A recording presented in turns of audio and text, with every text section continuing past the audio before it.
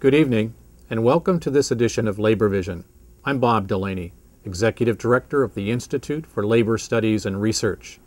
Labor Vision, a production of the Institute, focuses on topics of importance and interest to working Rhode Islanders. We hope you enjoy this evening's edition.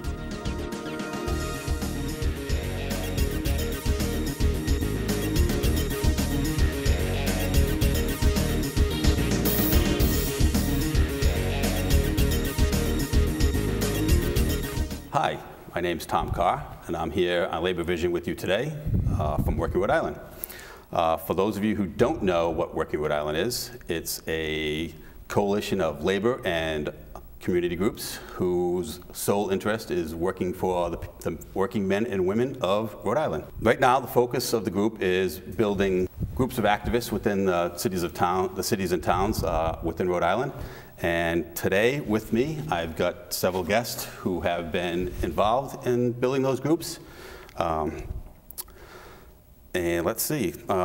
First of all, we've got Val Lawson. She is a lifelong East Providence resident, a teacher at the high school, president of the East Providence Education Association. Yes, that's correct. And a charter member of the very successful Working East Providence group. Welcome today, Val. Thank you.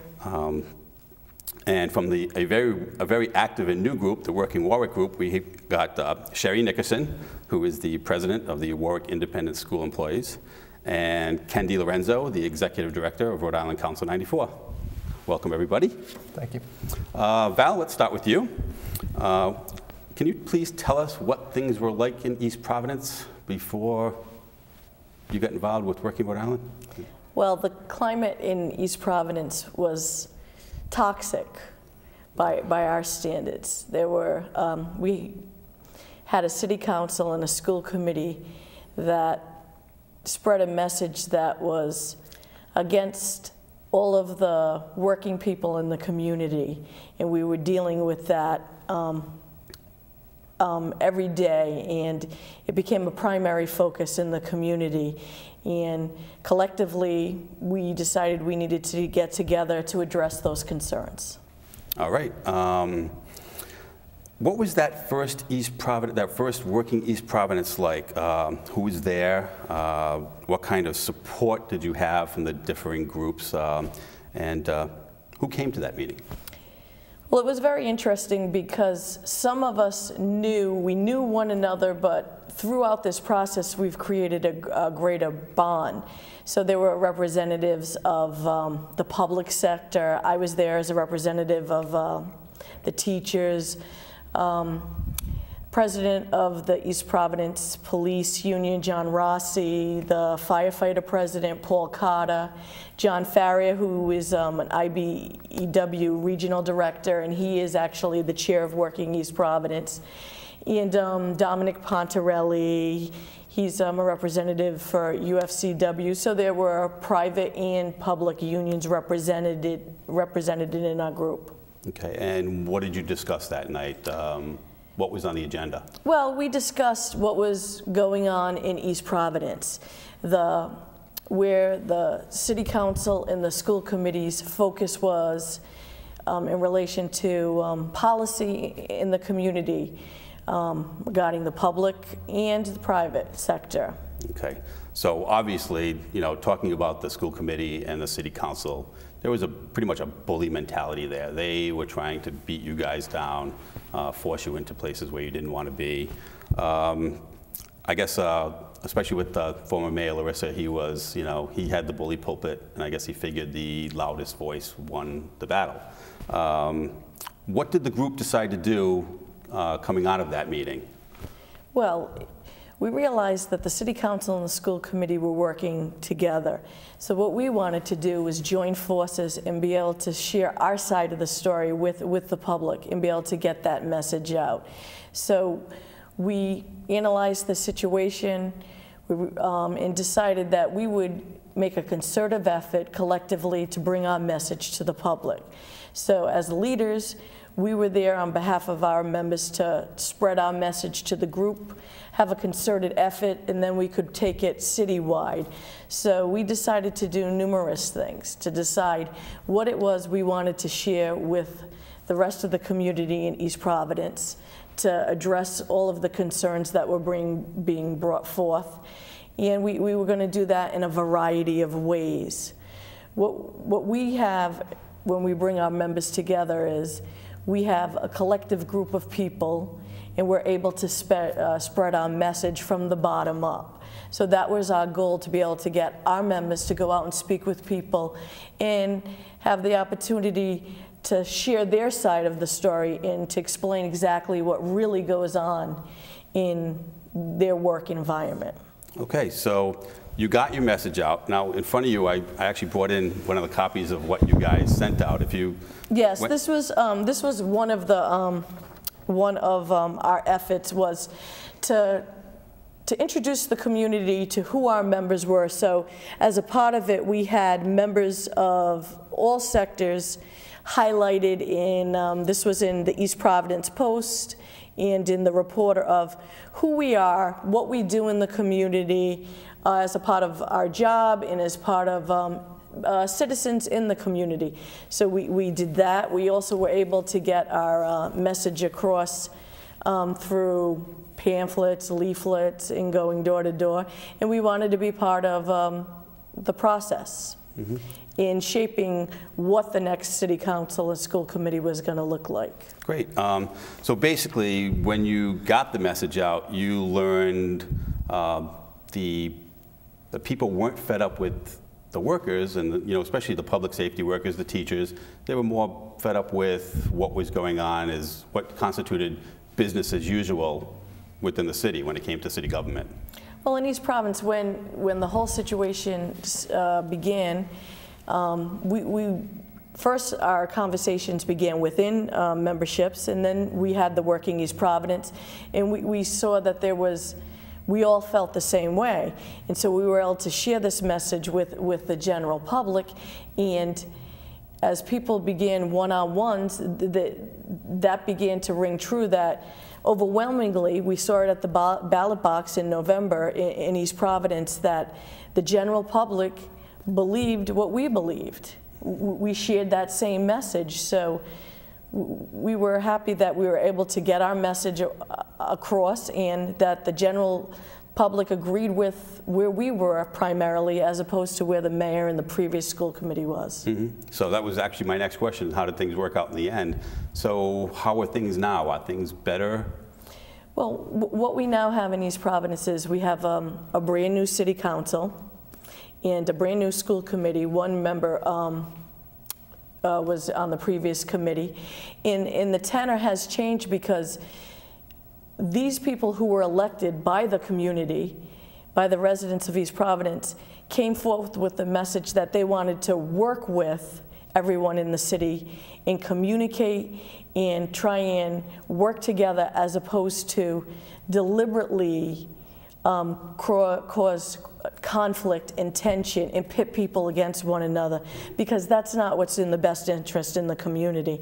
And evidently the residents felt the same way, and that's why that city council got defeated in school committee, and now we have a new one, and they have the opportunity to spread their message of collaboration when we can. It's always better to address things together as opposed to pitting people against one another. Right. And I actually recently saw something that said East Providence spent more money on lawyers during that time than they would have actually spent if they had settled with you guys. Well, the figure to date is over $1.3 million, and we still, as a result of that, the unilateral implementation that occurred in January 2009, we still have complaints pending before the Labor Board. We have another case in Rhode Island Superior Court, and another one before the Supreme Court.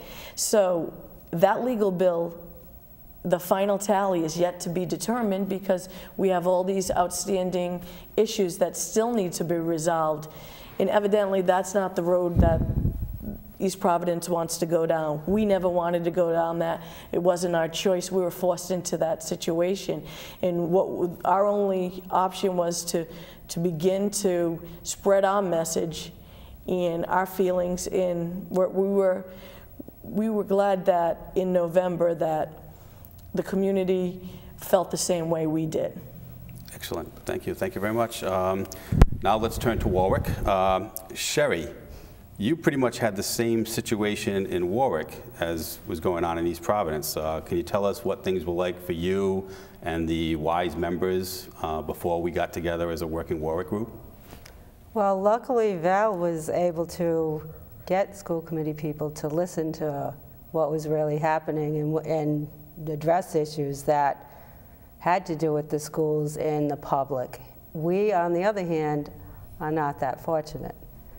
We need to not only get our neighbors and our school committee people to understand what's really going on with the people that actually work in the schools and how it takes all of us to make it work, and the whole community to make the city work. Mm-hmm. But as of right now, we've been without a contract for 5.5 years, going on 6. We haven't had a raise in the same time. We just can't seem to get anywhere right now. It's a struggle. Okay, all right. Ken, the first night you came to a working Warwick meeting, you listened to a lot of what was going on with the teachers, the WISE employees, yep. Some of the other people who were there. And what was your interpretation of what was going on, especially with the WISE employees? Well, with WISE, it seemed to me that they were in a fight that they were very capable of waging against the other side.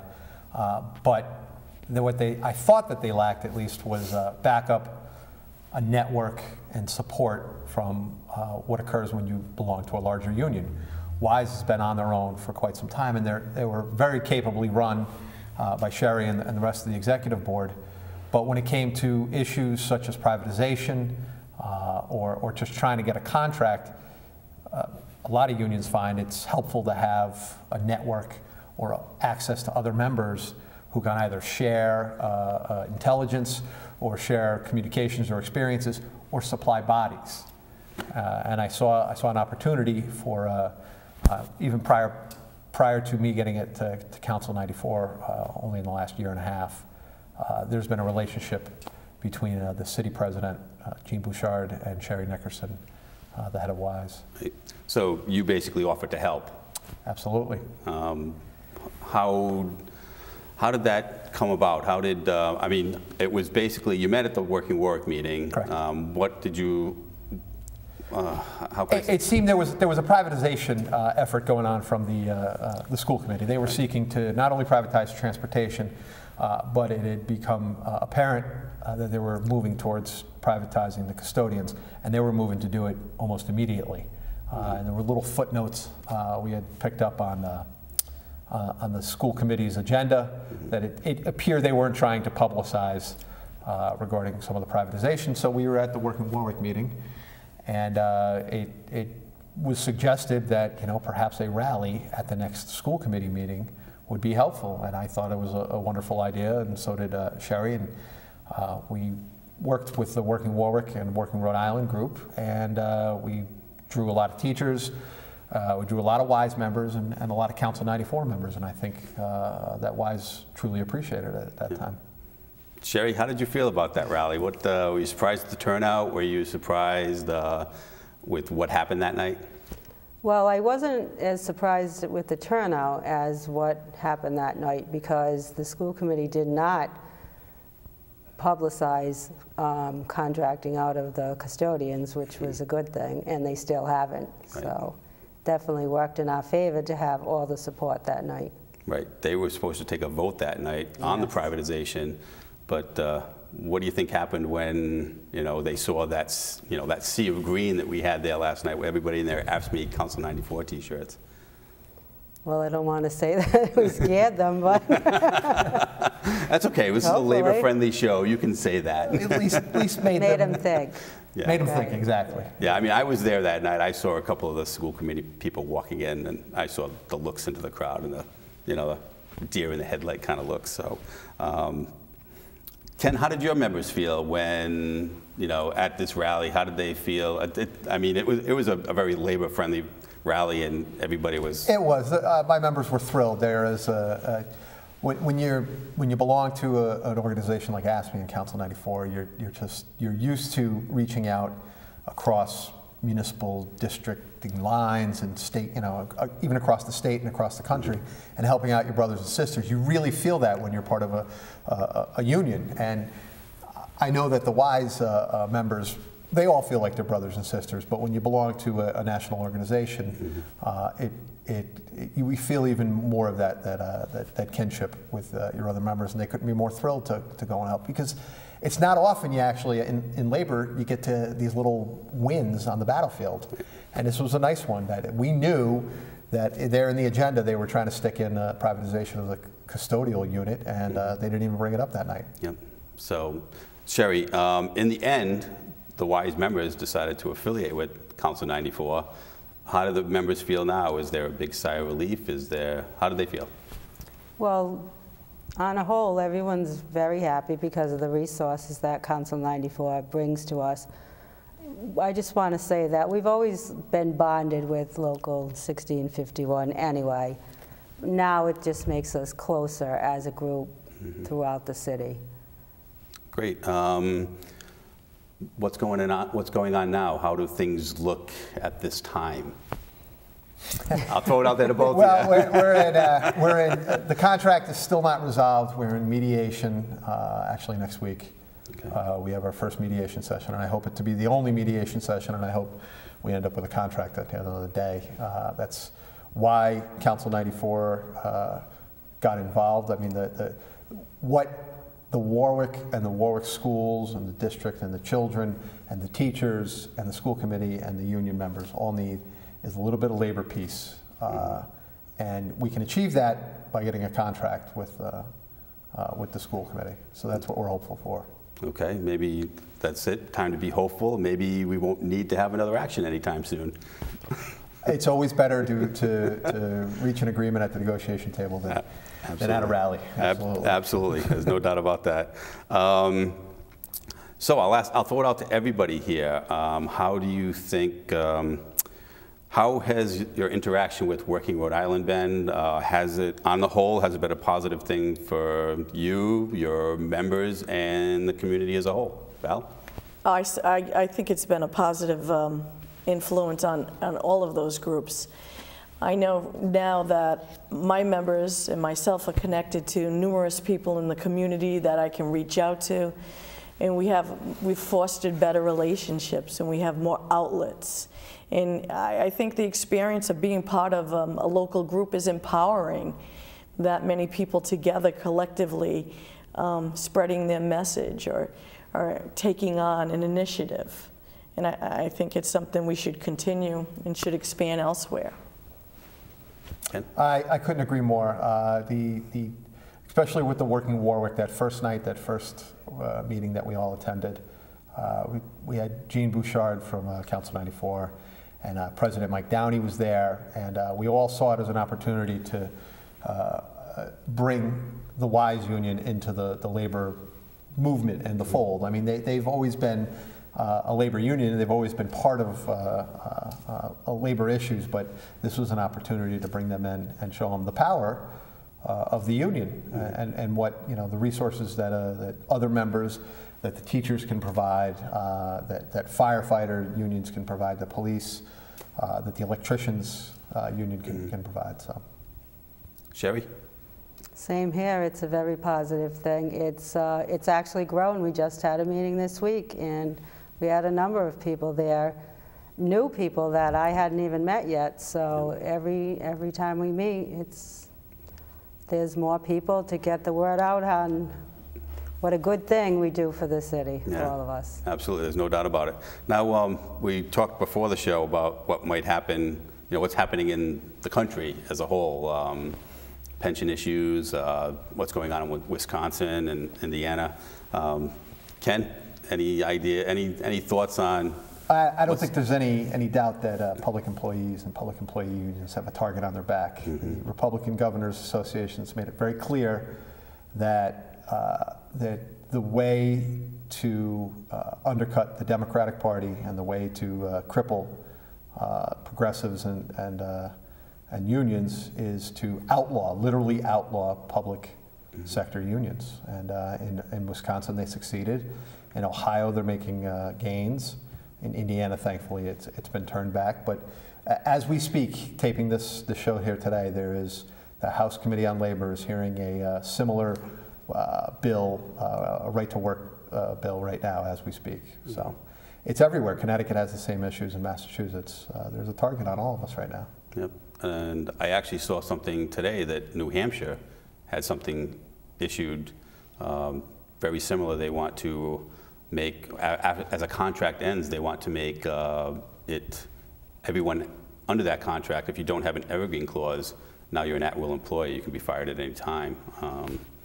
It seems crazy that you can work for an organization, a public entity, give your life, take lower wages, feel the wrath of the public for 20, 25 years, and then at the end of a contract, you can just simply be terminated without reason. It doesn't seem fair. It doesn't seem right, particularly if you've done nothing wrong and all you've done is give service to the public and to your state.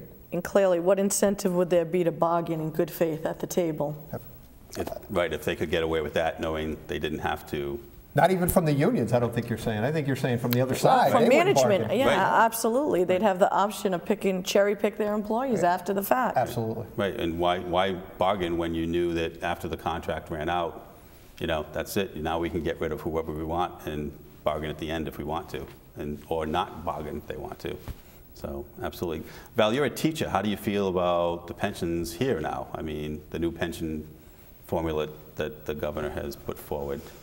Well, I mean, we have a lot of concerns with the new proposal. I mean, as we've seen over the last couple of years, there's been constant change, and where it's in constant flux. So, I mean, we all know that we already pay. We're one of the highest. We make one of the highest contributions across the country. They've already weakened the pension system. So we have concerns about this constant change. We understand the economic realities of it, but we all need to be brought in to be a part of the process. There are economic realities, Val, but you'd have to agree that the pension isn't in danger of shutting down.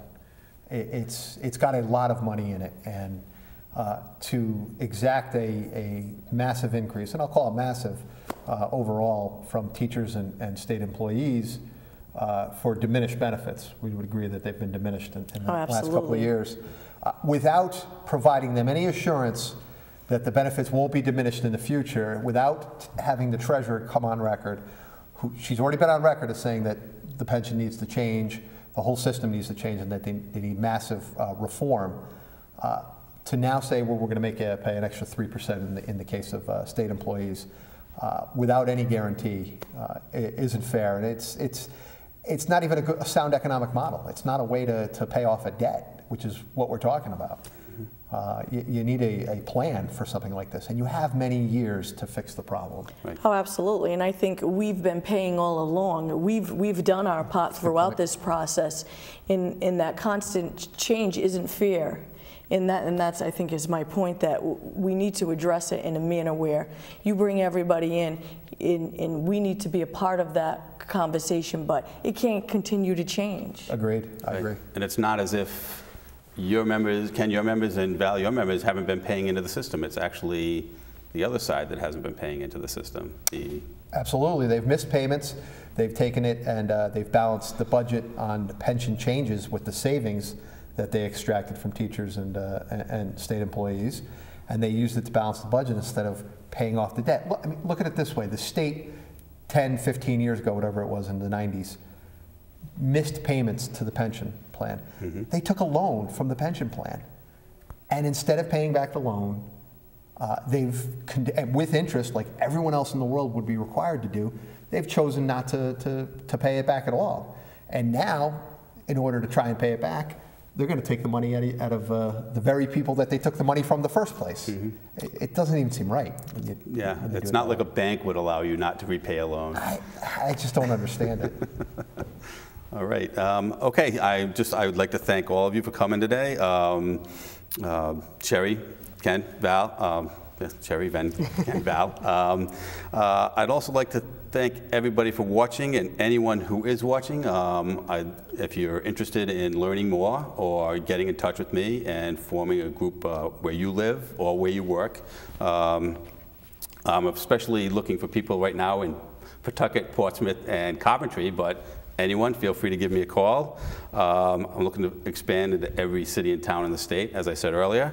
So thank you, and I hope I hear from you. And that's it for today's Labor Vision. Thank you very much.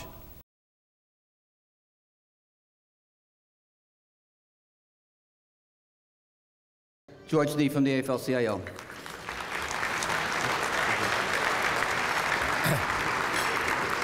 Thank you, Patrick. When I was asked to give some remarks about Stan, I thought of one word, and it was the first word that came to my mind. And if you know him, I think it'll come to your mind too. Stan is a warrior.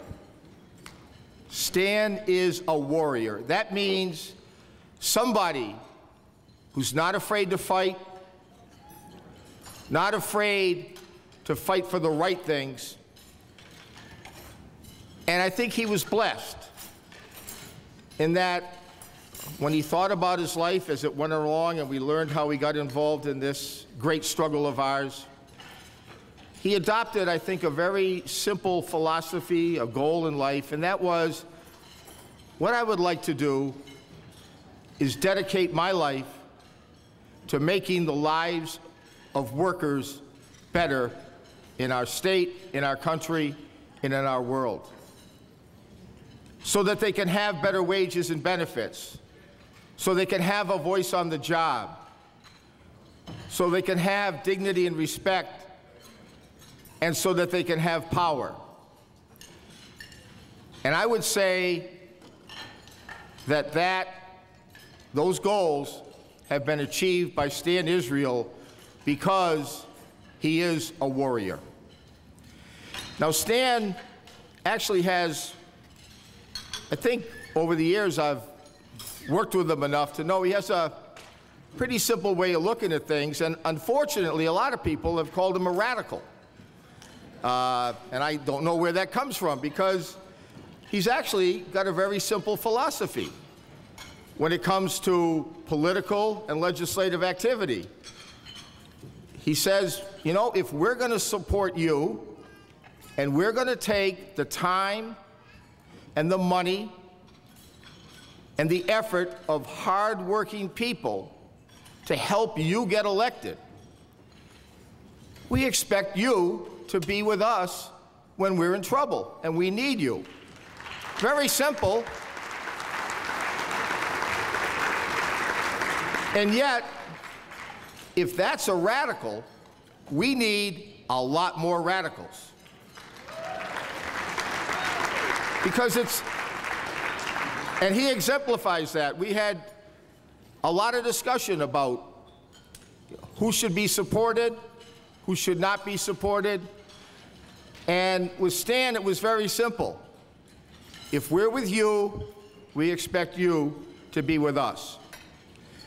Now, there's two other, in addition to the great leadership he's had within the SEIU and his SEIU 1199 in Rhode Island, he also has done a phenomenal job of building up the SEIU Joint Council, and under his leadership, and I think the testimony to that was tonight. I mean, I've been to a lot of these functions over the years, and I dare say I haven't seen too many where 2 U.S. senators, 2 U.S. members of the U.S. Congress, and a governor, and some distinguished state legislators and senators come together. And that's because it's a respect for Stan, but it's also a respect for the SEIU organization that he has put together in Rhode Island.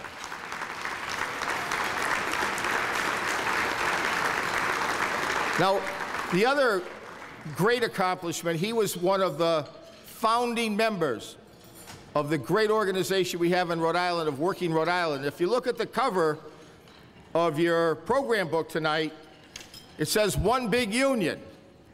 And that's what we've done in this state. We've brought all the unions together, whether they've been in the AFL-CIO or not. because we believe that workers deserve to be part of an organization that can fight for them. And Stan, even though there were differences, believe it or not, between unions and the labor movement, it happens once in a while, Stan had the foresight and the courage to say, no, wait a minute, we need to get together because our obligation is to fight for workers and we need to put those things aside. So for that, we will always be grateful to your leadership, Stan.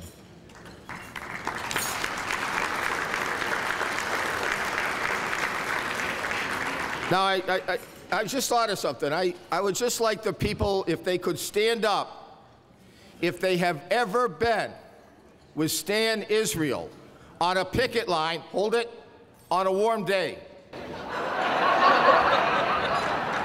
On a warm day, you know, even in the 50s would count. All right, I didn't think so. Because I know I never have. I think he times strikes and demonstrations with the weathermen. And when it gets cold and snowy and blizzardy and harsh, he says, that's when we're going to have a picket line. And you know what? We all showed up. But he had the hat, the only one. In closing, I'd just like to say that in the labor movement, we have a song. And it's called Solidarity Forever. And I'm not going to sing it, because that would clear the hall up pretty quick.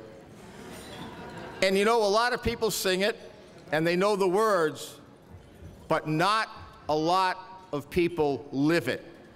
And Stan Israel has lived his whole career, Solidarity Forever. One of my favorite books is The Grapes of Wrath. And at the end, and I'm going to paraphrase this because I don't have the direct quote, but at the end, after all the struggles of the workers in that book, Tom Joad says to his mother as he goes off, his mother said, "Where are you going to be, Tom?" And Tom said, "Wherever people are in struggle, Ma, that's where I'm going to be." And that has been the life and the dedication of the work of Stan Israel. And to the people who think he's going away, we had a rally the other day in support of the workers in Wisconsin and what they're going through.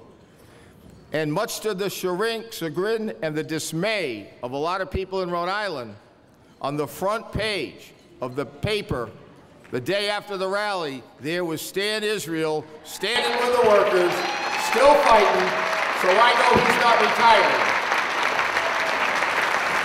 Now, I'm sure there's a lot of people that looked at that paper and said, oh my God, he's still around. Finally, in closing, Stan, on behalf of the Rhode Island AFL-CIO, you were recently honored by the Rhode Island Labor History Society for your great work. And I would just like to announce here tonight, on behalf of the Rhode Island AFL-CIO, we are going to be purchasing for you and bestowing upon you a lifetime membership in the Rhode Island Labor History Society for your career. Thank you very much. God bless. Solidarity forever.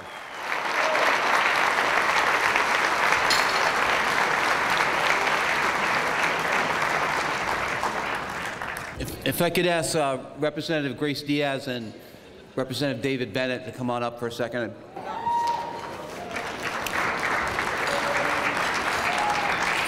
These are two 1199 members that represent us in the House of Representatives here in Rhode Island. Come on up, Dave.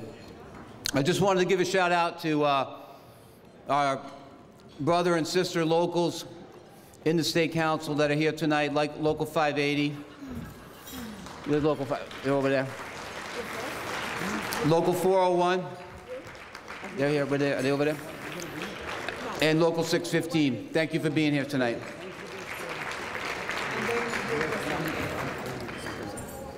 Representative Grace Diaz. Good evening, everyone. Buenas tardes. I want to put a some kind of Latino flavor here. I know Stan loved that. Before I do my greetings, and thank you to Stan Israel, I want to just complain about something here. And my complaint goes to the page number 4, where the organizer put the most ugly picture I see of myself.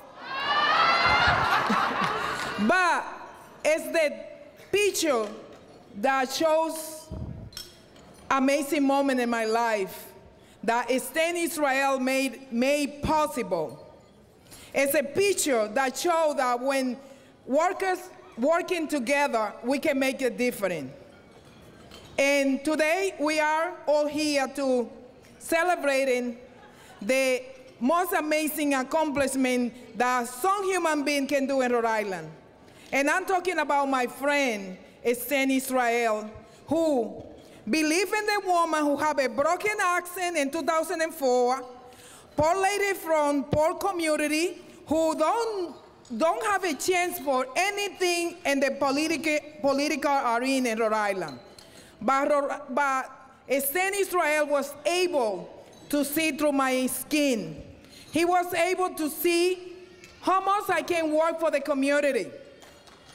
And because he was able to see that maybe not many of the people couldn't see in that moment, he put his heart, he put his energy, resources, everything he could behind and next to me. And I want to, in front of you today, to thank you to an amazing man, an amazing human being who changed my life and the lives of many people in Rhode Island. And today, I know you will agree with me that the hat and the ponytail in Rhode Island will be missed in every picking line, in every rally, and any activity we do in the state. Because he did amazing job and he marked our life. And tonight, Stan, I want to tell you that I love you so much, even though my boyfriend is jealous sometimes, you know? And I love you because you are one of the persons in Rhode Island that I can say that you don't worry about people background, of course, no criminal, you know? You don't worry about people background, ethnicity, or anything. You just look at the people as they are. You working and fight for them with your heart. And we appreciate that, and we will never forget. And today I'm joined with one of the state reps that had the great honor and opportunity to be in the State House. And today we want to show you that you put a power in our hand. We will continue to work with what you believe. We will continue to work for the workers in the state of Rhode Island. But today is unite. And you want to tell you that we work together and we put a resolution to honoring you and let the entire state of Rhode Island and the world know that you deserve all the love that we can show. And now I want to introduce my friend, State Rep Bennett, to show you that we are so proud to be your friend. How you doing? Thank you. Stan has been a leader for a long time in this state. There's a lot of people in this room that he's touched their lives, enabled them to live better lives, earn better wages, have benefits, and retirement plans, and unity. That's one thing Stan has taught me: solidarity, unity. I would stand behind Stan anywhere and through anything. And I was so proud last week when we were standing at the State House, and I looked to my left, and here comes Stan. And I just got this butterfly feeling. I said, man, they're in trouble now. But Stan, you encouraged me to run. You helped me win. I can't thank you enough. And I will always be there for the unions, the working people. And if you ever need me, you know I'm there for you. Thank you.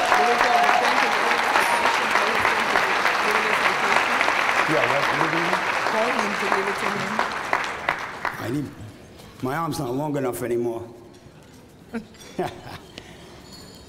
Stan, here we are. We recognize everything and we thank you. Say it again? We recognize everything about him and thank you for the introduction. Yeah. We want to recognize you for all the things you've done. The proclamation's here, resolution from the state of Rhode Island, Providence Plantations. We'd like to present this to you. And signed by us. Signed by Representative Diaz and myself. We'd like to represent this to you and hope you can hang it on your wall somewhere.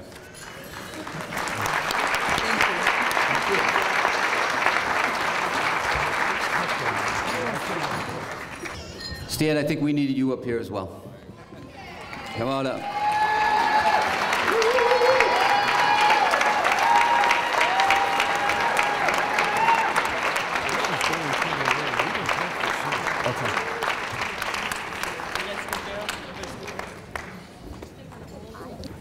I'm gonna turn this over to one of our leaders from Women and Infants, also executive board member. She works in the laboratory at Women and Infants Hospital. We have a presentation for Stan. Clearly the lab is in the house tonight.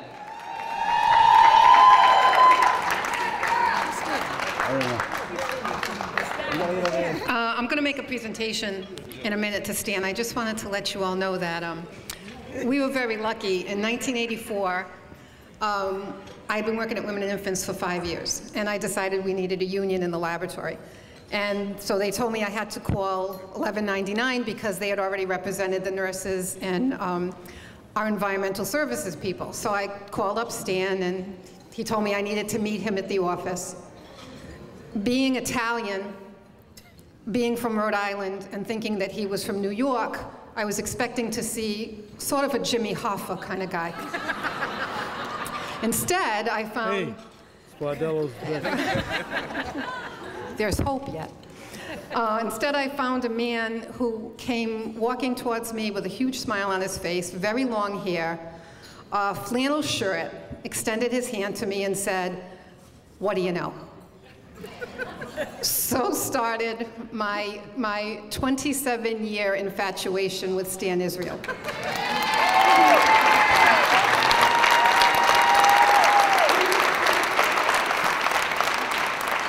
So I'm honored to present this token to him on behalf of the members of 1199.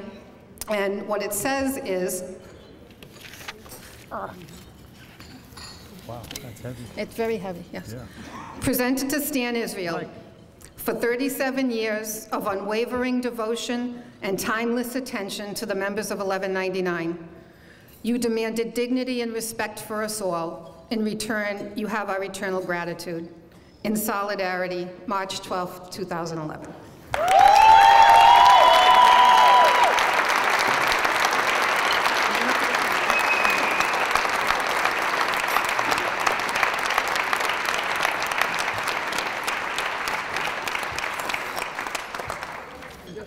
I just want to introduce my longtime co-worker and friend, elected organizer here in Rhode Island, Barbara Cotta.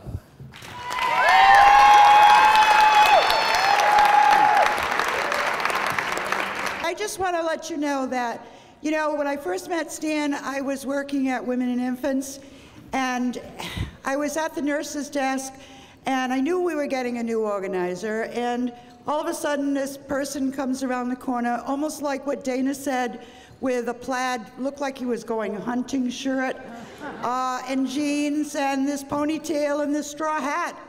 And my first impression was, oh my God, what have we got ourselves in for? But I have to be honest, Stan was the one that helped me change my career. I actually gave up nursing, which I loved, but I also loved fighting for workers, and he became my mentor.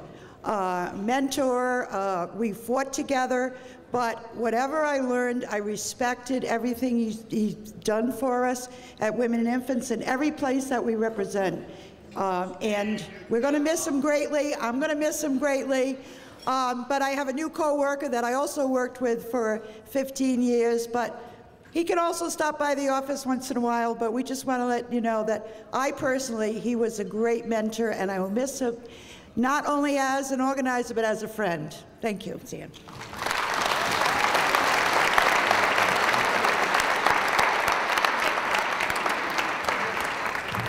Stan, we have one more presentation that Carmen is going to give to you. So please give a round of applause for Carmen Budier, President. As I mentioned earlier, that Stan is also a trustee in the welfare fund and also the pension fund.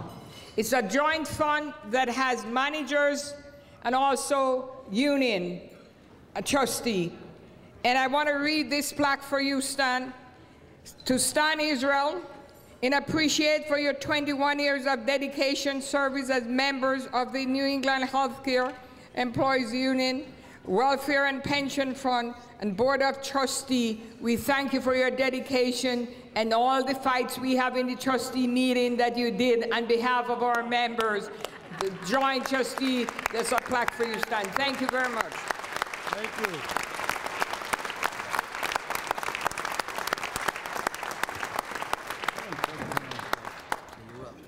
You're up, Stan. You're up. Okay. He doesn't get the mic quite yet. Could everybody, let's give a big round of applause for Stan. It's his night. Thank you all for turning out.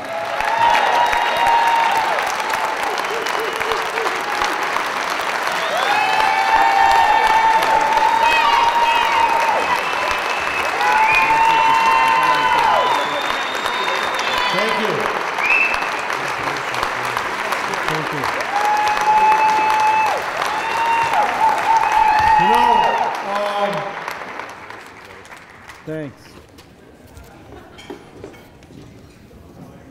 Some people think when they go to work, it's just to make money. And they don't understand what life is really about.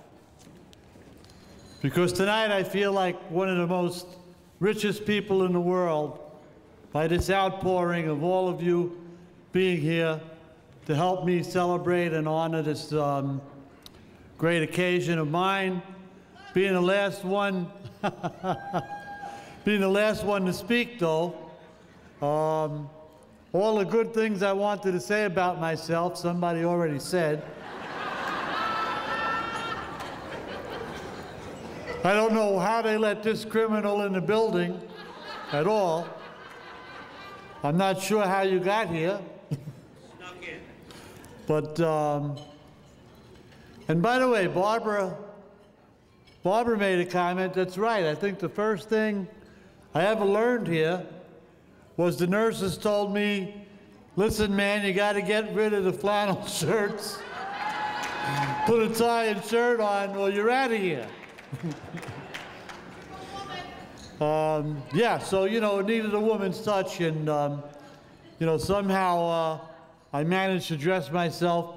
Now I tried to dress the rest of my staff who are all over there to try to explain to them how, you know, important it is to wear a tie every day. But I notice now that I'm not around, I don't see many ties around anymore. I just want to mention it's a very special occasion for me for another reason. My family is here. My sister is here with her brother-in-law. I mean, with my brother-in-law.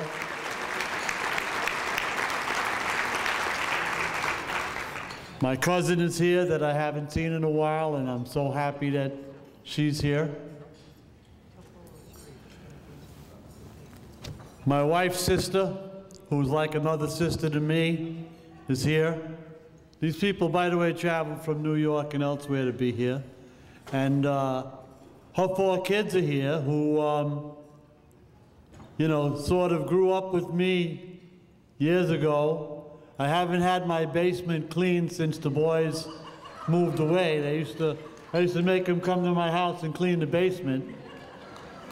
So they haven't had to do that. And my good friend for about, I don't know, 40 years, Carol, is here.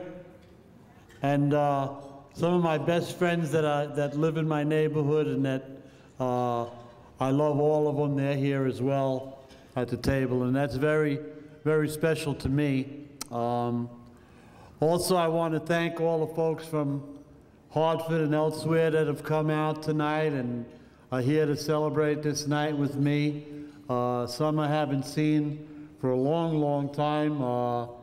Larry, I haven't seen. You were here way before me in Rhode Island. Debbie King and Kevin Doyle. Pearl, good to see you all. It's an interesting thing, but in 1199, for some reason, there were a group of us that figured out some way of staying together.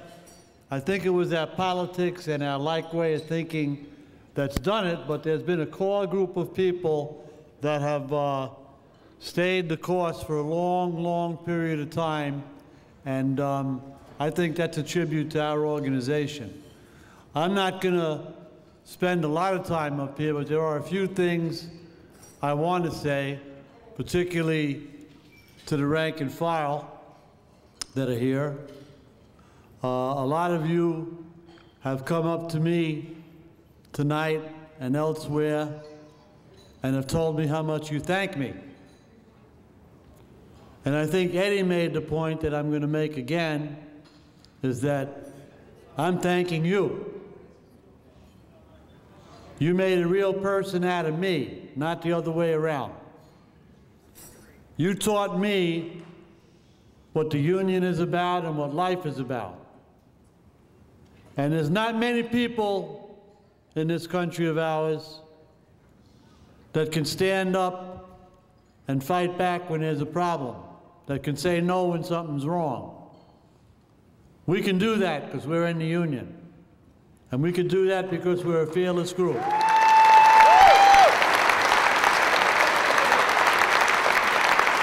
And you taught me that. You taught me that if I am honest with you, you'll be honest with me.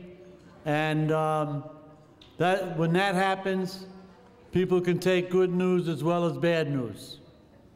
And because, you know, everything isn't always rosy. So there are times when there's good news and there is times when there's bad news. And when we're together, we understand that there's nothing more valuable than our unity, and it's precious. And my biggest hope is that it goes on and on and on for as long as it takes. I got a letter from one of our local leaders in the laborers union just recently, wishing me well, and said that he thought that that success is based on one simple thing. When you're in an organization and you leave that organization in better shape than when you got here, then that's successful. And I believe that that's what we're doing here.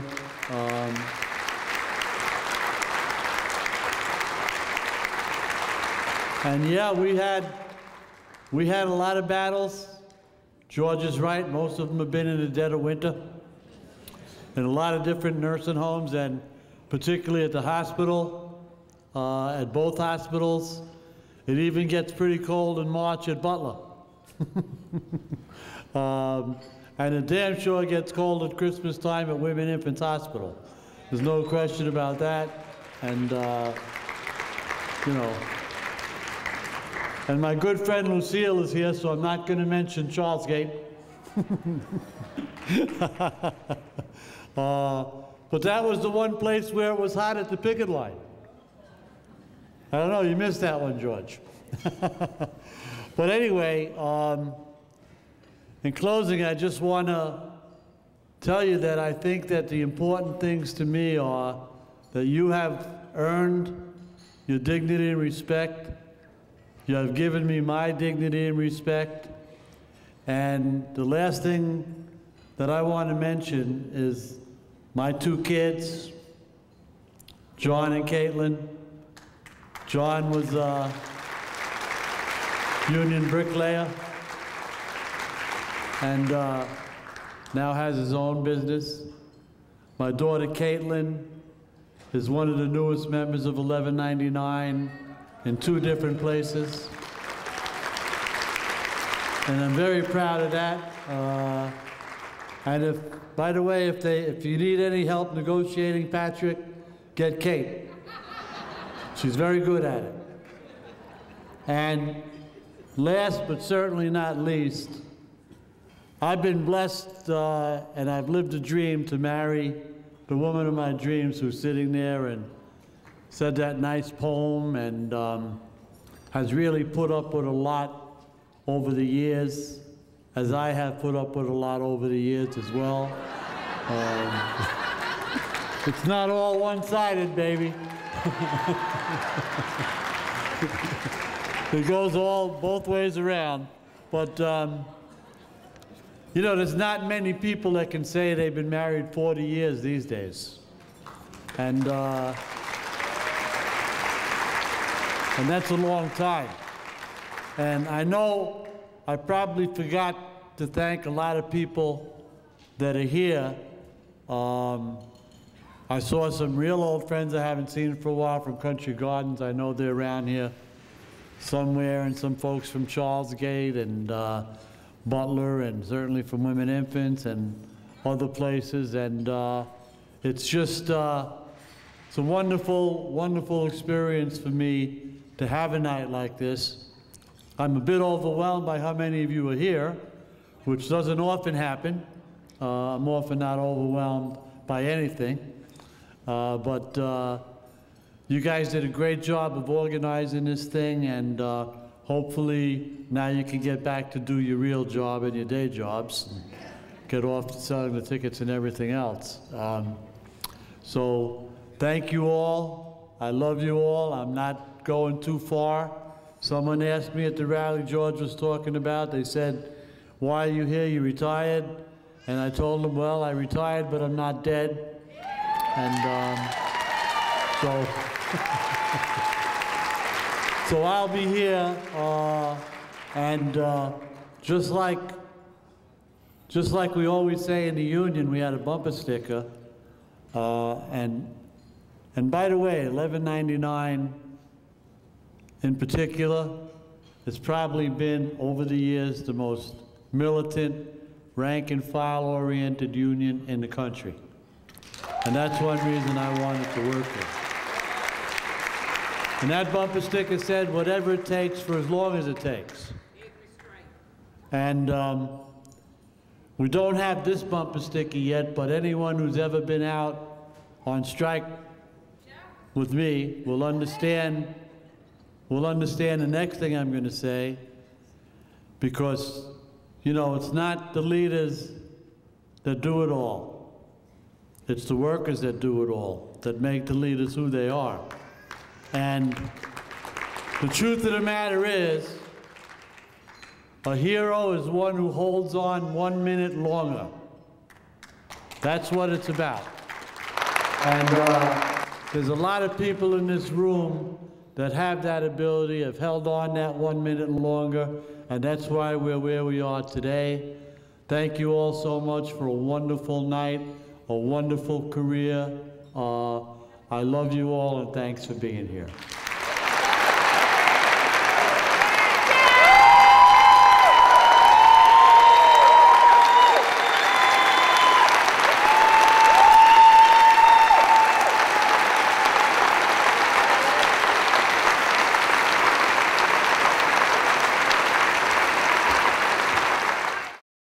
Thank you for joining us for this evening's edition of Labor Vision. We appreciate your input and encourage your comments. Labor Vision can be seen 3 times each week here on Channel 14. Join us on Tuesdays at 7 p.m., Thursdays at 8 p.m., and Saturdays at 5 p.m.